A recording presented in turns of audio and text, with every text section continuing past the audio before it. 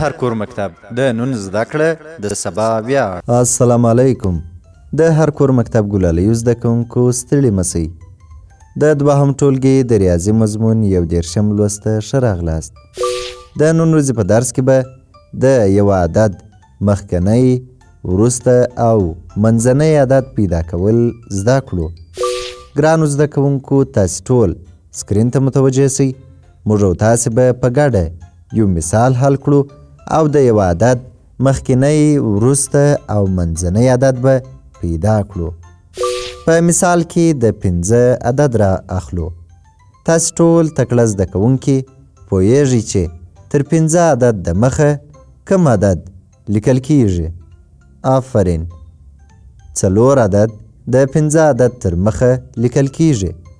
4 ته د 15 د عدد مخکنی عدد وایو، یا هغه عدد چې تر 15 د مخه لیکل کیږي هغه عدد 4 دی. اوس به راسو تر 15 وروسته عدد به پیدا کړو. تاسې فکر وکړئ چې تر 15 عدد وروسته کوم عدد راځي؟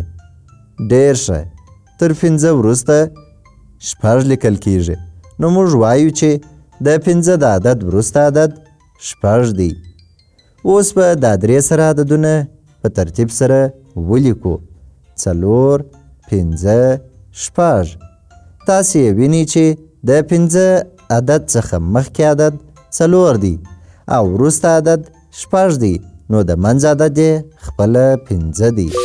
راځئ چې د یو بل عدد مخکې، وروسته او د منځ عددونه پیدا کړو. دا ځل به 12 عدد راواخلو. تر 12 عدد د مخه کوم عدد لیکل کېدی؟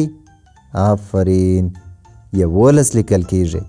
نو موږ به ولیکو چې د 12 د عدد مخکنی عدد 11 دی.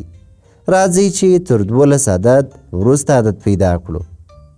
تر 12 عدد وروسته 14 لیکل کیږي. نو د 12 د عدد وروسته عدد 14 دی.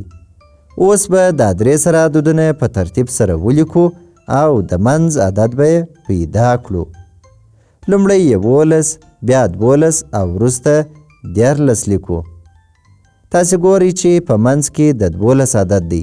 نو موږ وایو چې خپله 12 د منځ عدد، 11 مخکنی عدد او 14 وروستنی عدد دی.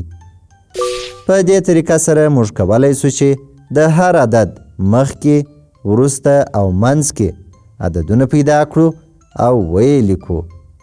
دا و زموږ د نن ورځې درس. په راتلونکي درس کې به د عددونو پرتله او د لوی، کوچني او مساوي عددونو پیژندل زده کړو. په مخه مو ښه.